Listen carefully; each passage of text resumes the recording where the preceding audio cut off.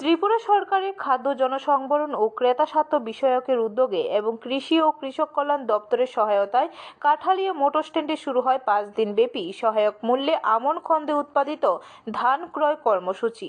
বৃহস্পতিবার বেলা 11টায় এই ধান ক্রয়ের শুভ সূচনা করেন বিধায়ক বিন্দু দেবনাথ। 5 দিনব্যাপী চলবে ধান ক্রয়, প্রতি কেজি 23 টাকা দরে। প্রথম দিন বিভিন্ন এলাকা থেকে 60 জন কৃষক ধান নিয়ে আসে। দপ্তরের লক্ষ্যমাত্রা সর্বসাকুল্য 5 কুইন্টাল ধান ক্রয় করা, কিন্তু আশঙ্কা করা হচ্ছে লক্ষ্যমাত্রা আদৌ পূরণ হবে কিনা। তার কারণ, নানা কারণে বছরের উৎপাদন ধানের কম। তবে যাই হোক, কর্মসূচির প্রথম পর্বে আনুষ্ঠানিকভাবে শুভ সূচনা করেন বিন্দুবাবু। তিনি দক্ষিণ মহেশপুরের মরণশীলের কাছ থেকে 1 বস্তা ধান আনুষ্ঠানিকভাবে ক্রয় করে অনুষ্ঠানের শুভ সূচনা করেন। কর্মসূচির দ্বিতীয় পর্বে শুরু হয় আলোচনা সভা। আলোচনা সভার প্রধান বক্তা ছিলেন বিধায়ক বিন্দু দেবনাথ।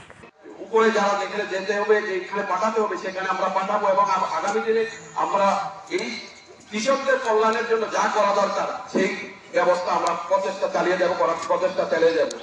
আমি আমার বর্তমান কৃষিমন্ত্রী যিনি রয়েছেন, আমার রতনলাল নাথ সাহেবের সঙ্গে আমি বলেছিলাম যে আমাদের ত্রিপুরা রাজ্যে যে কৃষি বিভাগ রয়েছে, কৃষি বিদ্যালয় মহাবিদ্যালয় রয়েছে, সেখানেও যেন কৃষকদের জন্য অন্তত রিজার্ভেশন যেন করা হয়, যে কৃষকদের ঘর থেকে 4-5 জন ছেলে অন্তত করতে পারে, সেখানে একটা সংরক্ষণ ব্যবস্থা। তাহলে কি হবে, দেখেন আমাদের শহরে যারা পড়াশোনা করে কৃষি বিভাগ দিয়ে, তারা কিন্তু মাঠে ঘাটে কাজ করে না, কিন্তু আমাদের এই গ্রামের ছেলেরা যারা কৃষি কাজের সঙ্গে যুক্ত, কৃষক ঘরের ছেলেরা, তারা কিন্তু সরাসরি কৃষি কাজের সঙ্গে যুক্ত থাকে।